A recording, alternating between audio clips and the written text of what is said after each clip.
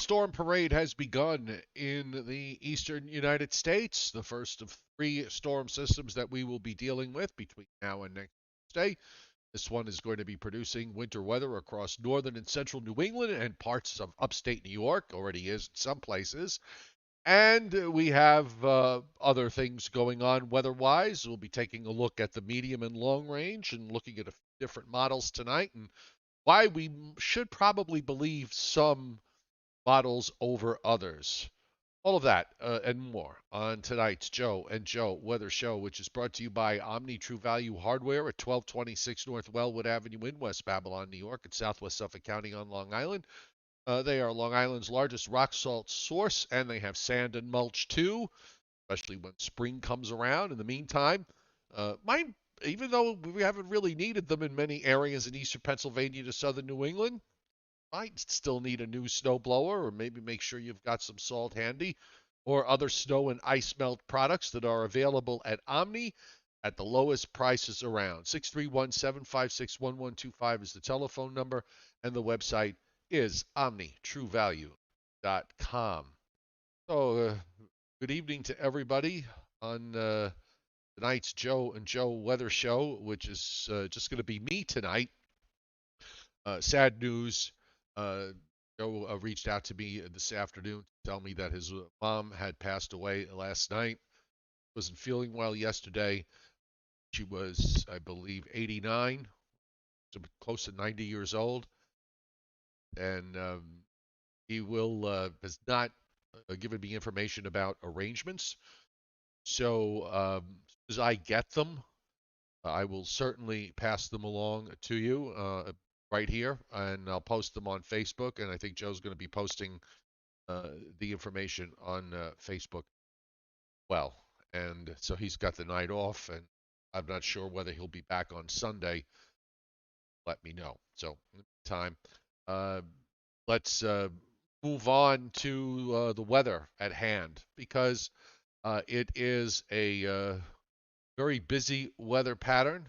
We have some winter weather going on in the eastern part of the United States. Not a whole heck of a lot of it, but there is some. And I know that it's gotten to the point, I have to say, the desperation of snow lovers is to the point where I've seen people get into battles between snow lovers and non-snow lovers. I try to kind of keep it on an even keel. I know most of the people that are on watching the Joe and Joe Weather Show and that follow weather on a regular basis have snow on the brain, and I get that. There's another side to this. I just want to make it clear. There's certainly some very good points about what is happening with respect to the weather pattern and not producing a lot of snow and cold. You're saving money on natural gas. You're saving money on heating oil. You're saving money on snow plowing and snow removal. So there is some upside here. What other downside is the fact that we talked about this the other day with the snow removal folks who are also avid watchers of this show are kind of suffering through all of this, especially if they are paid by the storm. Most snow removal guys that I know, they usually split the contracts in half. They do half on seasonal, half on a per storm basis. So this way, there's always something coming in money wise to pay the rent and to pay the insurance and to pay for the upkeep of equipment. So I get the fact that the snow lovers want snow. There is another side to this equation, so try to bear that in mind, both as we deal with it. And of course, there's a lot of businesses that depend on snow as well, other than the snow removal folks, ski resorts and so on. So anyway, I honestly think, looking at what I've been seeing at this stage of the game, there is a large part of me. I have to admit, there is a large part of me that really wants to throw in the towel. At least that's how I feel. I felt like that this morning, and then I see another model run, and I see hints that maybe it's not going to be as dire, and maybe that there might be some chances down the road. So I have the towel handy. I'm not going to throw in the towel tonight on the winter, but I have to say the way things are going for many areas, particularly along the coast, This might be one of those winters where you have to just you just have to bear with it and wait until you get that maybe one chance that you put down some snow accumulation. So, uh, other than that, and we've had winters like that before where it only snows a couple of times, and we're obviously seeing with this particular season how, uh, well, there isn't much that's happened even from the standpoint of just snow showers or little systems coming through that just whiten the ground. We haven't been able to get that. So I can't see the chat board while I'm doing the weather. So I will come back to the chat board when I'm done. So if hopefully I'll be able to comb back if anybody has any questions or comments. So in the meantime, and by the way, I hope everybody enjoyed. I certainly did. Enjoyed last night's show with Jen Walton of Girls Who Chase. It was it was really informative. I learned a lot, and she certainly provided us with a keen insight as to what it takes when it comes to trying to run something like Girls Who Chase or any kind of storm chasing um, setup. It's not easy, and it requires a lot of dedication, and it also requires a lot of upfront money. So anyway, I think we're going to have her back at some point during the severe weather season and see what is going on with her and with the storm chasing group. So on that particular note, let's bring up. Let's see, what do I have? Nope, that's not it. I gotta get myself out of the way. So used to being, you know, when I first started this show, I soloed it, and then I brought Joe in, and now, of course, when he's not here, it just makes it tough on me. I'm out of practice when it comes to going solo. So let me just bring this out, and we'll start with tonight's U.S. satellite loop. And of course, you can see the system in the east that is rolling along. You can also see the rotation around the Great Lakes. There's an upper trough, an upper low that is swinging eastward, and this is going to probably create some snow for parts of central New England. Northern New England is getting a little bit of it in terms of the lead moisture that is coming up, but that's going to get enhanced when that upper low comes. The surface low is going to redevelop east of Cape Cod, and there's going to be some throwback snow in areas, say, from northernmost Connecticut northward through Massachusetts, probably including the Boston area to some extent. I think the real accumulating snow, when we're talking several inches or more, is probably going to wind up being in northernmost Massachusetts, north up into Vermont, and especially for New Hampshire and into Maine. I think those two states, areas in those two states, are going to wind up doing quite well. We have winter storm warnings up for coastal Maine now, the coastal counties and inland counties in southern Maine, for the entire length of the coastline, and they've also added a few more counties in New Hampshire to the Massachusetts border where we have winter storm warnings in effect. Winter weather advisories are surrounding that on the north side, and we also have advisories for the entire state of Vermont, most of Massachusetts except the southeast. You go south and east of Boston, there's no winter weather advisories in effect. Advisories up for northern New York, the upper Hudson Valley, back into the Catskills. The areas to the south had the advisories up from earlier today, and they were for some sleet and maybe a little bit of icing. I saw a few of my regulars letting me know that live up in that area that they did get some sleet and a little bit of icing, but it wasn't anything that was out of control. In the meantime, we also have new winter storm warnings up for southeast Colorado and winter storm watches into western Kansas with a few winter weather advisories surrounding that. And we have winter weather advisories in the northern half of Arizona, as well as south western Utah and the eastern half of Nevada as we watch the next round of energy that's going to be coming eastward This is a storm. Once we had that western trough pull out, excuse me, the Pacific fire hose jet. We've seen this month that some of the energy from that was able to come eastward from time to time, but it didn't do very much. But now that that has gone away, we're starting to see a more ridging appear along the west coast. That has opened the door for these systems to amplify as they move into the east. The problem for snow lovers is that, well, we have no cold air to speak of. At least whatever cold air is limited to upstate New York and into New England. Also, want to mention we do have winter storm warnings up for the Upper Peninsula of Michigan. Not for all the counties. There are some advisories in the northwest corner, and a couple of counties in northwestern Wisconsin still under winter storm warnings. Now, with respect to snowfall from this, areas in Maine should do pretty well. This is going to be one of these instances that the northern part of the state's probably not going to see it very much. It's going to be all in the southern part of the state where we have mostly 6, 7, 8-inch numbers, 9-inch numbers in a few places like Augusta with 8 and Portland with 8 and Bangor with 9. Caribou only an inch or two there. Also, some 8 to 12-inch amounts in parts of New Hampshire. Particularly north of Concord, as you go further north up toward Lake Winnipesaukee and points northward. Advisories in Vermont, most snowfall amounts there probably on the order of 3 to 6. And also in the Adirondacks, we're looking at 4 to maybe some areas getting 6 to 8 along and to the left of I-87. And then the amounts start to tail off as you go further south.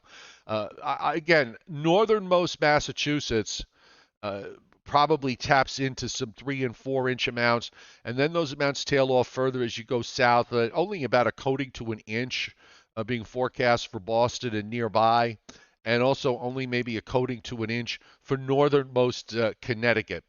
I have to tell you, I mean, part of me just kind of has been very underwhelmed by this particular system.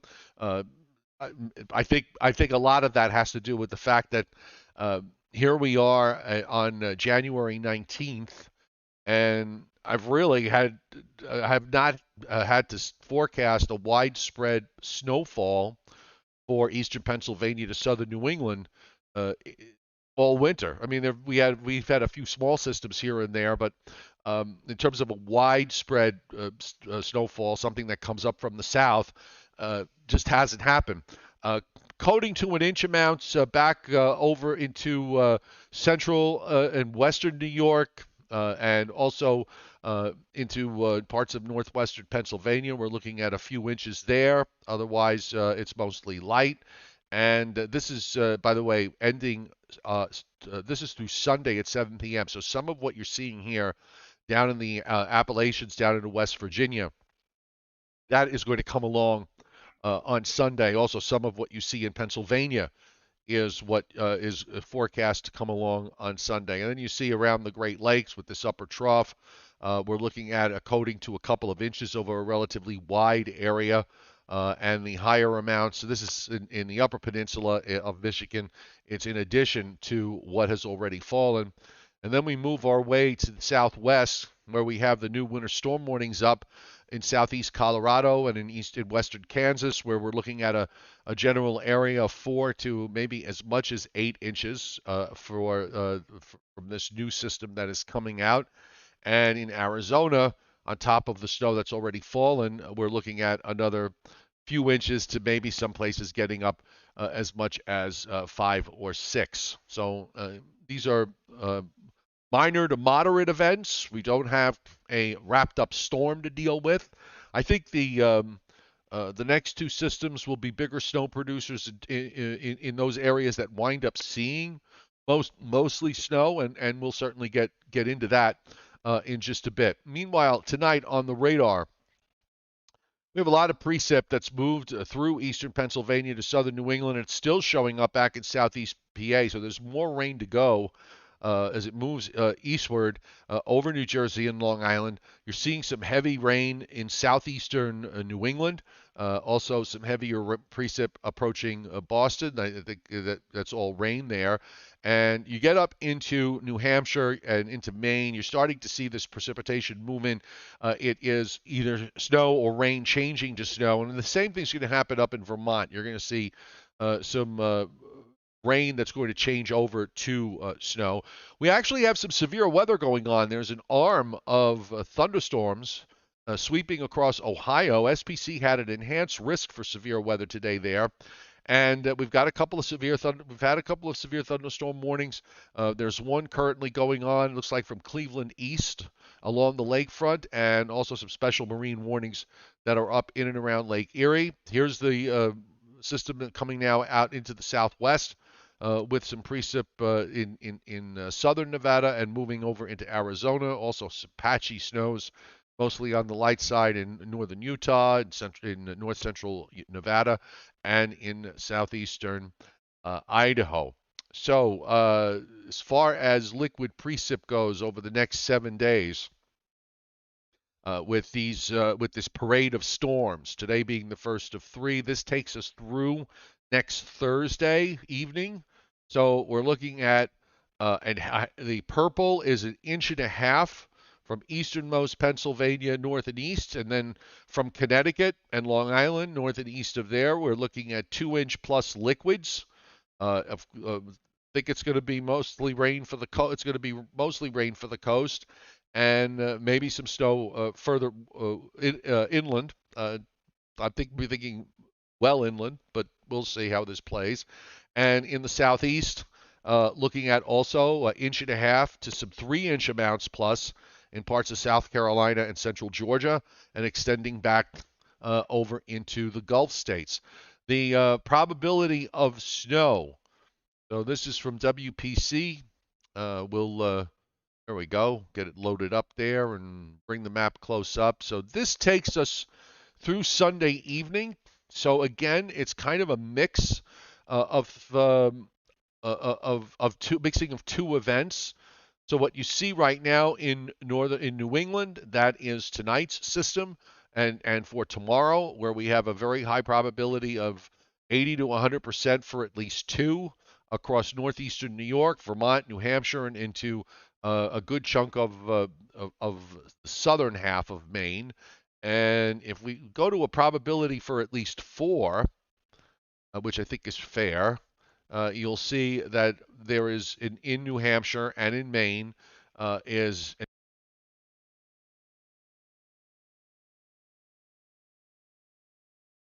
80 to 100% probability of at least four. Also along the lakefront in southwestern New York and northwestern PA, and a little bit of a 10 to 20, 25% chance maybe of at least four in parts of northeastern West Virginia. Again, that would be from the Sunday system. And as we go out to the southwest, we're looking at a 50% or higher probability of at least four in the areas where we have new winter storm warnings in southeastern Colorado and western Kansas, and in a small area there stripped up through north central Arizona, northern Idaho, and up in the Cascades in Washington state. And on the long range, which was last updated a little bit before noon today, as we look at Sunday into Monday, get close up here. So this has been updated a bit. We didn't really see any extension of the southern flank, and I think WPC is looking at the European or leaning toward the colder European. There's a time, the European to me has just done it too many times this winter with some of these events where it has tried to take lows further east, at least and certainly initially. This one seems to want to carry it along a bit further and producing snow amounts in the forecasts out 84, 96, 108 hours, or even beyond that.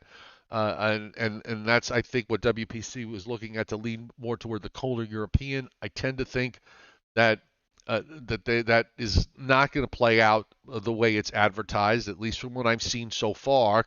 I want to keep an open mind on these things, but it's kind of hard when you've spent the last month and a half seeing storm after storm and going to your west and being in an utterly horrible weather pattern for winter weather. So here we have a 30 to 50% chance for at least, let's call it 3 from the mountains of West Virginia up through central PA, through the Poconos, the Catskills, Connecticut, northwest Connecticut, the Berkshires, up into southern Vermont, and through New Hampshire. You start to get those blue areas are 50 to 70%, and the 30 to 50 continues to extend down into Maine. Also seeing Sunday into Monday, an extension of 10 to 30% down into the western North Carolina mountains. And then as we look toward the middle part of the week, when the third storm is going to come in, you see the WPC for Tuesday into Wednesday has a stripe of 10 to 30 up the Appalachians and into central PA. And then Wednesday into Thursday, it has 10 to 30% down to northern New Jersey, north and west of the Turnpike, to New York City, Connecticut. Long Island is out of it. Again, this is for at least 3. Doesn't mean there can't be a coating to an inch or an inch or 2. 30 to 50 in the last day. It's a pretty aggressive forecast for in the Northeast for the last day, which is day 8 in the long range, where they have this large area of 30 to 50 from northern Pennsylvania, much of New York State, Vermont, New Hampshire, and even a few pockets of 50 to 70%, just about all of Maine except the immediate coast. So let's take a look at what's happening in the upper air. Before I do that, just going to very quickly, hang on a second. Just let me bring myself back here for one moment. Had a little audio blip there before. I'm just going to just very quickly check the chat board to make sure that you guys are, everything is A-OK. And it seems to be, so that's good. All the chats are catching up. All right, so now I will go back to the maps. And let's bring that along. Let's get the GFS up there. And here we go. And of course, let's get me out of here. All right, so that's all set to go. And let's bring up the upper air. Now, I will tell you that we'll go back to the 12Z run first, which is when it finishes the forecast period is not where you want where snow lovers might want to be. We do have this upper low. Here we are. So it's Thursday. So we've got this upper low that comes out of Colorado. Of course, we know about the snow that fell from there to Nebraska and up into the Western Lakes. So that is now translating itself over the Great Lakes. We're getting the energy from that tonight. That upper trough swings eastward tomorrow through upstate New York and up into Nova Scotia by the time we get to Friday night. And as that trough passes on through, those areas in central and northern New England where it's raining now will change over to snow, and the other areas further north will just keep adding on to snowfall amounts as the low pulls away to the northeast. Now there's already new energy, and this energy is coming from the Gulf of Alaska, moved into the Pacific Northwest today, drops southward tonight into the Southwest, and then it starts to swing eastward. There's a northern stream feature that is coming down as well. You can see it here, right there. There's a northern stream shortwave. There's your southern stream shortwave. Here is this system. That system that's going through now and is moving east of Nova Scotia. We're talking about how in situations like this where you have storms coming in one after another, the lead storm, the storm that's in front, is going to impact the storm that's behind it, and so forth and so forth. So how those storms behave will impact the storms that come behind it in terms of track and intensity. Were this low to hang around a little bit, it might have forced this next system for Sunday to be a little bit more to the south and east, but it seems to want to go out. The next shortwave trough swings around and swings to the east coast. It doesn't go completely up and negatively tilted northwest southeast. It kind of progresses along. So there'll be a wave that develops probably in the Gulf states, and that's going to run up northeast right along the immediate coast. Which means it's mostly rain for coastal areas, and in areas even inland will probably get rain. Then it goes over to snow once you get far enough inland, and that goes out. And then you can see there's more energy that comes down from the Pacific Northwest and drops down into the Rockies on Tuesday, and looks like a little bit more of an impressive system. But that Sunday Monday system is moving very, very quickly. There's nothing that's holding it back. So that allows this trough to come down and go neutral right along 95 west. And if that happens, there's no way you're going to take a storm offshore. You're going to have an inland low. If you think back to the system we had before Christmas that brought in the bitter cold air, in the days leading to it, we watched a trough drop down into a similar position. And when they go neutral, tilt-wise, north-south, when they're already in that north-south tilt at 90 degrees west, that's not good for the East Coast. You want that neutral tilt somewhere between 80 and 85. In fact, the closer you are to 80 degrees west, the better. Well, that's just going to swing that upper low, and it's very vigorous, and it runs up to the eastern lakes. And then there's another trough that'll swing around behind it for Friday and for the weekend, and it looks like it will bring down colder air, not to the extreme that we saw back in December, but it is going to be cold enough to bring cold air down all the way down the East Coast and even into Florida. Then that pulls out. The trough just keeps rotating around. But one of the things that happens is over time in the longer range, at least on this run, is that all the troughing is in the west. And there is an extension on this run where you see that arm that comes out from the Rockies. It just kind of stretches up into Maine and over into eastern Canada. So there is, at least at low levels, there is at least a jet in this run that runs down in southern Canada. So you have to be careful with that, because sometimes you can get these cold highs to come in and just sort of bleed cold air south. But the main axis of the main trough is tilted northeast southwest off the west coast, and this is problematic with regards to winter weather in the east. It's also going to mean for cold weather in the west, particularly down into California and Nevada, Utah, and also they'll probably get some snow out of this with the way this energy is set up, because you actually have a fairly cold flow of air that's coming down from Alaska right down the west coast. So this is how the cold air winds up getting fed. In a pattern like this, what you have to hope for, if this is what it winds up evolving into, is that there's enough of a northern jet here so that maybe you could get some colder air. It's not necessarily a warm pattern, but it is a limited pattern with regards to the amount of cold air that's going to be around. Now, the 18Z was a little different, and it was kind of interesting. I'll bring that up in a moment. Let me just get this set up there, and so I can erase the lines. All right, let me get rid of that. And let's go to the 18Z, and it actually was a little bit different.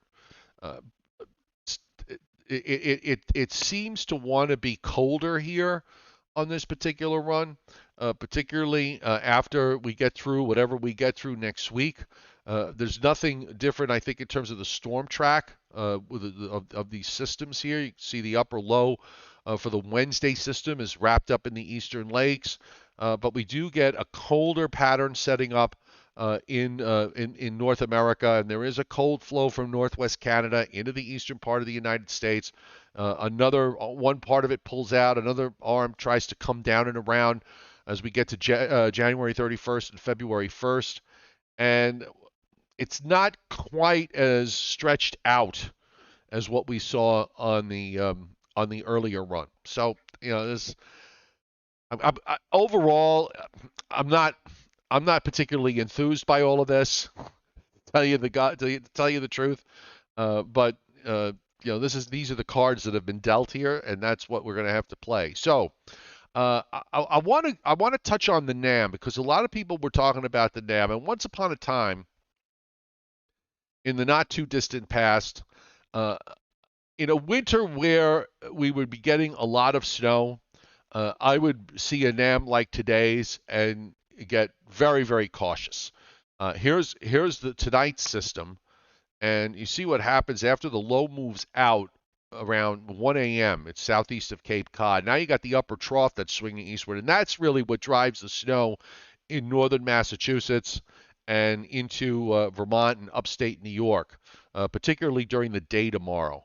And you see it there, just sort of hangs around with the low south of Nova Scotia. It's all kind of stretched out east-west.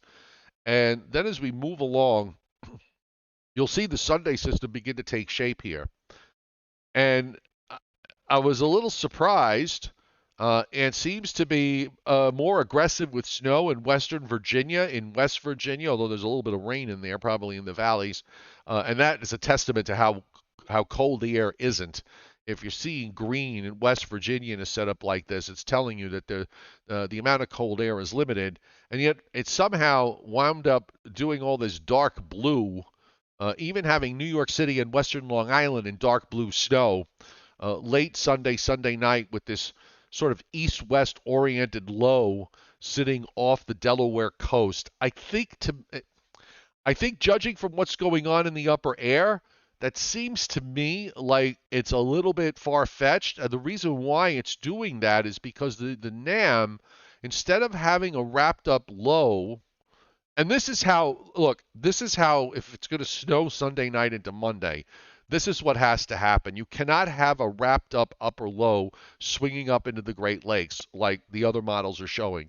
You have to have the trough like this, like it's showing here. It's kind of open, and just progresses along. What the NAM suggests, and this I think is what the European is suggesting too, is that the next round of energy is deeper and comes into the northern Rockies so quickly that it keeps the lead system from getting too wrapped up. Joe Rayo pointed it out a number of times this week, where if you get too much of a wrapped up system, you wind up bringing in warm air from off the ocean, and it winds up being rain.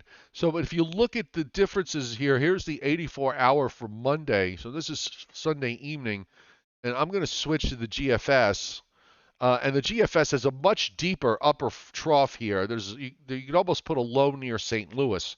And then as we go to the rain, and then it just kind of gets kicked along to the east like that. And then, of course, you see the next one just sort of gets wrapped up as it heads up into southeastern Canada there near Toronto, just way too far west. The European, we do have we do have the new 18Z run of the European. So why don't we take a look at that? Let's see if it did anything special. Let's go to the high res, and we'll get the surface up here. And here we go. Having not done a show solo in a long time, I don't think I'm doing a bad job. So here's tonight's low, and you see how the European pulls that low out. You get that upper trough and brings a change over to some snow during Friday in the southern flank in Massachusetts. Then that goes away. Here comes the storm for Sunday. You see a low there in southeast Georgia. It runs up into it runs up just inland of the coast. Okay, so you see it there. Uh, this to me makes more sense. Maybe there's a little bit of snow at the start, which is what the European kind of implies. A little bit on the front end there. Then the low pulls the warm air up. You get into some rain. It's just that the surface low is sitting right along the New Jersey coast. I mean, that would change it to rain pretty much all the way up to Boston, to Northwest Connecticut, to just north of Route 84, and maybe Northeast Pennsylvania, the Catskills, possibly Northwest New Jersey can hang on for a while with this before it moves out. And then it does something really strange, which I'm not sure of, in that you'll notice that there's some leftover snow in Pennsylvania, down into West Virginia. That's where the upper trough is. So after the low goes out, the upper trough moves in, and it's got this area of frozen rain and snow and sleet across southern New England, back over to northern New Jersey, and this is on Monday morning, uh, and then it goes away. Again, not a whole lot of cold air behind it. I mean, you're doing it really with marginal cold air at best. So I don't know, even if you do get a change, whether anything sticks anyhow. And then we move this out and just keeps on going. Here comes the next one. And I just realized, by the way, I have the 0Z run here. I thought I put the 18Z, but this is the 0Z run. So you can see on the next one, the European, takes a low into southern Ohio before it redevelops it, and it's got it sitting practically right over Philadelphia, which might be great for snows in upstate New York and for New England out of this if it verifies, if it's that far east, and the other models being further west. Let's look at the 18Z, which is what I wanted to do to begin with. Sorry about that. So here we go. Here's the 18Z. So there's your low. The first one goes out. It goes away. Now here comes the one for Sunday. Here we are. This is Sunday morning. This is now Sunday afternoon. We've got a low in western North Carolina. Precip running up the coast. Looks like it's light rain, some snow and sleet inland. The low is in eastern North Carolina, 1005. Then it's in southeastern Virginia. The snow in northeastern Pennsylvania to the Catskills looks like sleet in between that. And then there, the low is over Cape May. So again, this is too north and too close to the coast. You know, you need it to, when it gets in that position where it's near, say, Chesapeake Bay, you want it to go almost straight east or east-northeast to have a chance, and that's not going to happen, or doesn't appear to be able to happen. So I really tend to discount what the NAM is doing here with trying to show snow amounts. And if you look at the other models, if you look at the Canadian, if you look at the GFS, they're pretty much all on the same page here. You see the low comes out. It's mostly rain at the coast. Snow, you have to go really well inland. And even has rain in the Catskills and Poconos. Maybe that's a little overdone. But it rides the track just right up along the immediate coast. Probably gets some heavy rain later Sunday night into during Sunday night, and then the low is over Cape Cod. It deepens very rapidly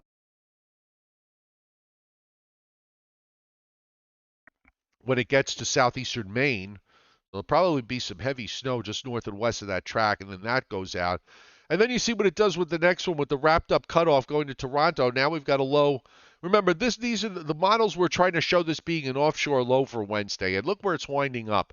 This is almost like the storm the day before Christmas, except that there's the cold air behind it is less. But it's the same idea. The low goes up into southern Indiana. Heads up toward Toronto, gets really wrapped up. Now, if this verifies, I think this could be a sizable snowstorm for Chicago, north and west of Detroit, perhaps. Chicago's kind of, and Milwaukee are kind of on the edge because of where the low center is. It's maybe just a little bit too far to the east, but for northwestern Indiana, northeastern Illinois, southeastern Michigan, and then eventually moving into northeastern Michigan, this could be a fairly sizable snowfall. And then as that low pulls away, we'll probably get into a decent, what I would call at least temperatures being normal or even a little bit below average for late next week. And that cold air coming down. There's actually a secondary front that drops southeastward into the lakes, and behind that is a stronger shot of cold air that comes in for the last weekend. For this is Sunday, January 29th, and into Monday, the 30th. And then that pulls away. There's another front, and another cold high tries to come down. And as always with the GFS, somewhere after 300 hours, it shows a snowstorm in the east. This is going to be for February 1st and 2nd. So mark those dates down because on the next run this will be gone. And then it moves on away. And then as that flow starts to stretch out a bit across Canada, you can see that there's cold air in Canada. It's a question of how much that cold air is allowed to bleed southward over time. And who knows? I would anything beyond the middle part of next week. I kind of can buy the idea of what the models are doing with this, making it a sizable snowstorm for the Great Lakes, and then bringing much colder air in for the end of next week and into next weekend, the weekend of the 28th and 29th, and lasting into Monday the 30th. After that, I think it becomes suspect in terms of where we are going to go ultimately in the longer range. So. There you go. I talked for 45 minutes straight. This is from somebody who used to do weathercasts in a minute 30. But here we are. My audio dropped out a couple of times. Lou Arizio, thank you for hitting Super Chat tonight. Jason Schaefer, thank you also for hitting Super Chat. Most appreciated. Can Atlanta see snow late next week? Asks where it's going so quickly. I'm sorry, I missed your name. Just a second. Let me roll back. Because I'm in Northeast Georgia. So I've already seen snow 4 times, and I know that's not sitting well. Crystal McCants. Well, Atlanta sees snow late next week. Well, with the low going to the lakes like that, if the upper air wins and we get that deep trough the way we had it, I think you certainly could. You certainly could see snow showers into northeast Georgia and into the western Carolina mountains, and it might even be for more than a day. It might be for a few days. I don't know if those snow showers at this point. It would be very hard to say whether those snow showers wind up could get further south, and it's still a long ways off. But the way with the storm setting up with the track that it's taking, I think it's possible. I think it's possible, but I would want to revisit this certainly in the coming days and over the weekend. David Fuller, thank you for hitting Super Chat. Did I see the stratosphere? No, I did not on the 18Z run. So let's see what this is doing. And it probably did a split again. So there's a lot of debate amongst the folks that look at what's going on in the stratosphere. Yeah, that is bizarre. It does a really bizarre split. So let me bring this up so that everybody can see. I'm going to move me out of the way. See, is that the right one? Nope. Not the right one. Hang on, folks. I got to find out what I did with it. Let's see.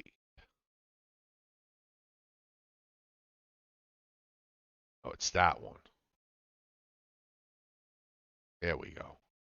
So we're looking at the stratosphere. There's been a lot of debate among the folks that follow the stratosphere, and there's going to, they've been watching this stratospheric warm event that's going to be occurring, and you see the polar vortex is kind of stretched out from eastern Greenland and toward Iceland, and then going back towards Siberia. And if you take a look here, it does this really monumental split in two, where the warm intrusion is so strong that it splits it in two. You get one vortex that drops down into China, and the other one drops down into northeastern Canada.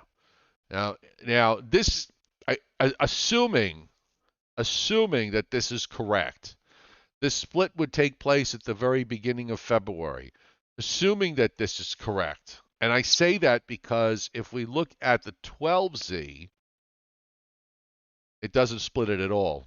Okay, so there's been a debate about is this warming really going to be enough to split the vortex in two? If this verifies, then I would I would say from mid-February on, it's going to be fun time here, if that's correct, assuming that it couples, and a few other things have to happen too.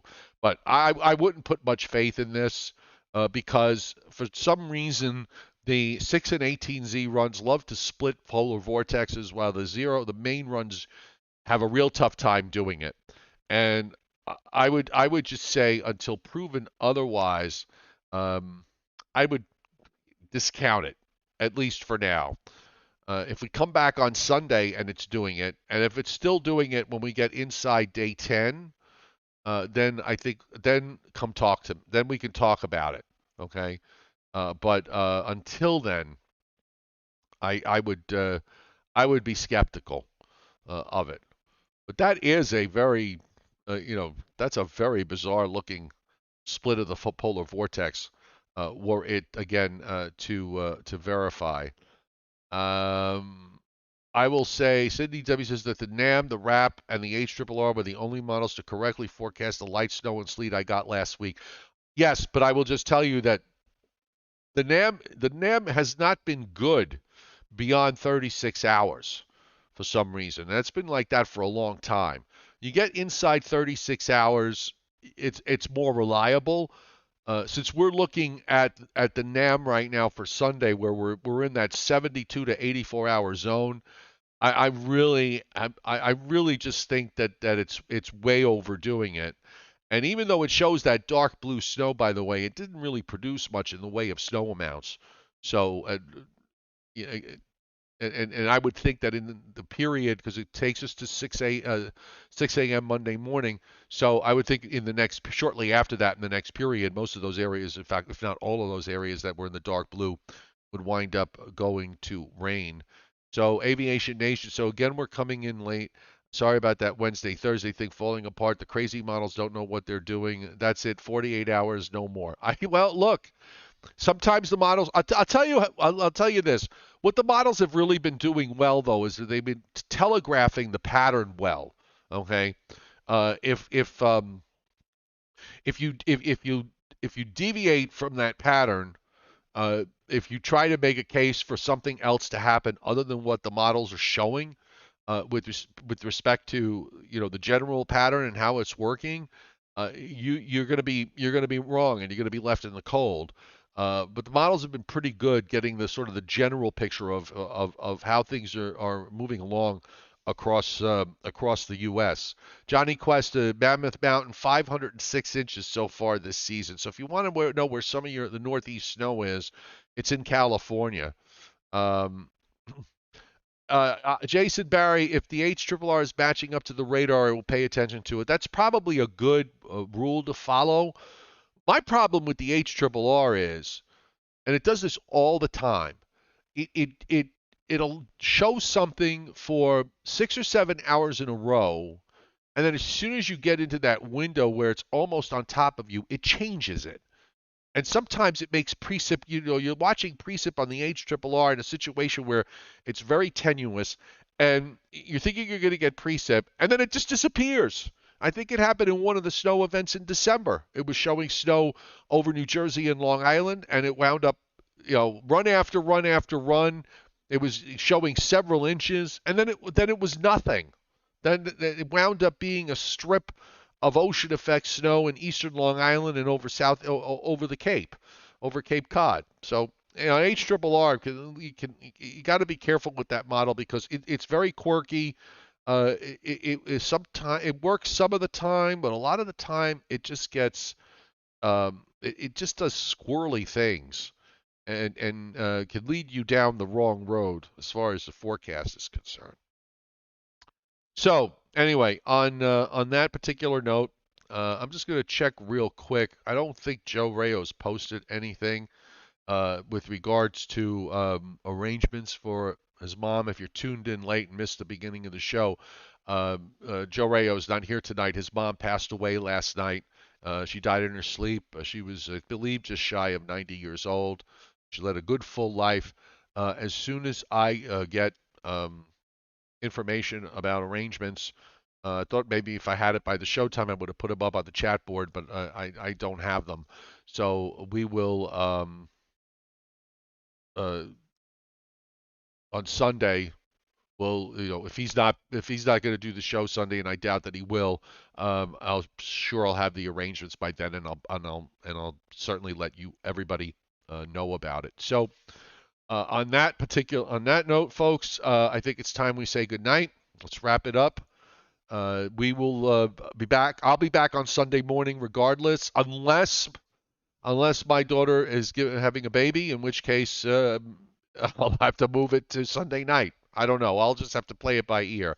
But there will be. I'm going to try to make sure we have a Sunday show. So everybody, have a great night. Thanks for the super chat hits. Have a nice weekend. Stay safe. Enjoy, and we'll see you on Sunday. Night, everybody.